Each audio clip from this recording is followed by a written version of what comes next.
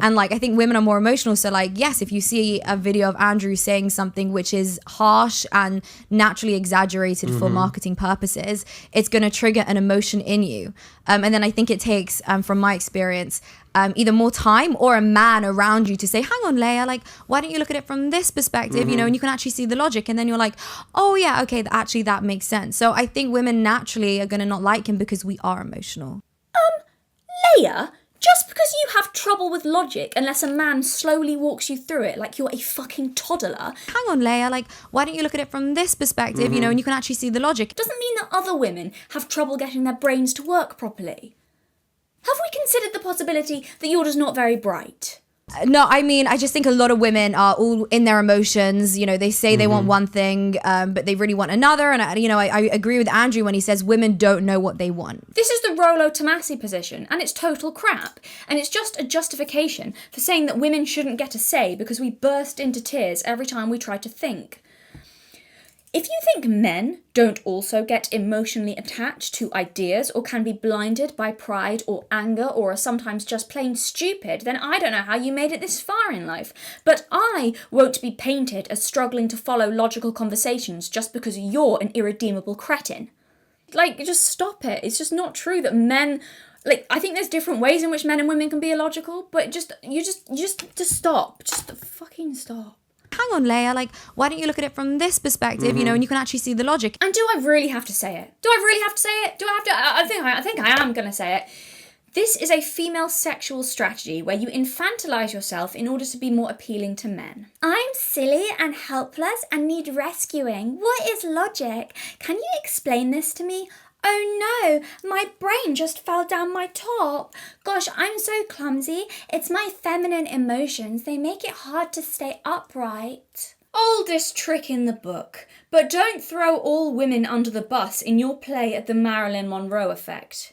Do it in your own time. Go wild, love, I don't care. Pretend you can't read. Stick a saucepan on your head and cross your eyes if you think that'll help. You snag yourself a man. But when you speak for you. Don't damage the competence, intelligence and credibility of women's collective voice in order to promote your sexual desirability. That's where we're going to have a problem. You claim to speak for all of us far too often. I've got a question for you, Layah. I'm curious about this. I'm really curious about this. How do you go from interviewing David Icke, who, yes, there's the whole lizard thing, but a massive part of his message is also individual sovereignty and not outsourcing your thinking to anyone else. That is central to so much of what he says, and I appreciate that about him. And as far as I'm aware, his message isn't only aimed at men. So how do you go from interviewing someone who stresses the importance of not outsourcing your autonomy to anyone to saying that you stopped wearing eyeliner because your brother told you to and you never question what he says? I'm interested in the journey there.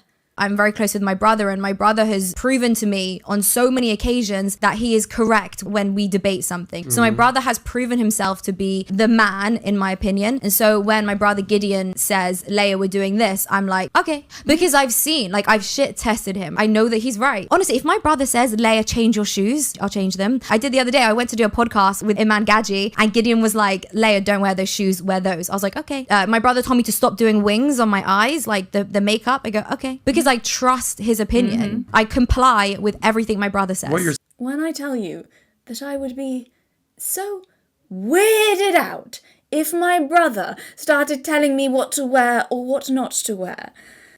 I don't know which of the rules that breaks, but I feel like it breaks one of them. The law of nature?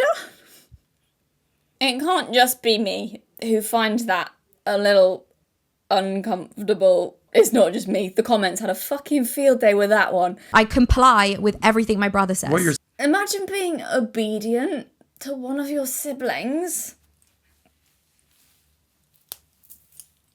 Have I walked into a Cassandra Clare novel? What the fuck is going on? Jace, that's your sister! Sorry. No, I'm sorry. I crossed the line. I did cross the line. I did cross a line there, Layah. I hold my hands up. I did cross a line. But in my defence, I don't know how else to react to that. I would think my brother was high.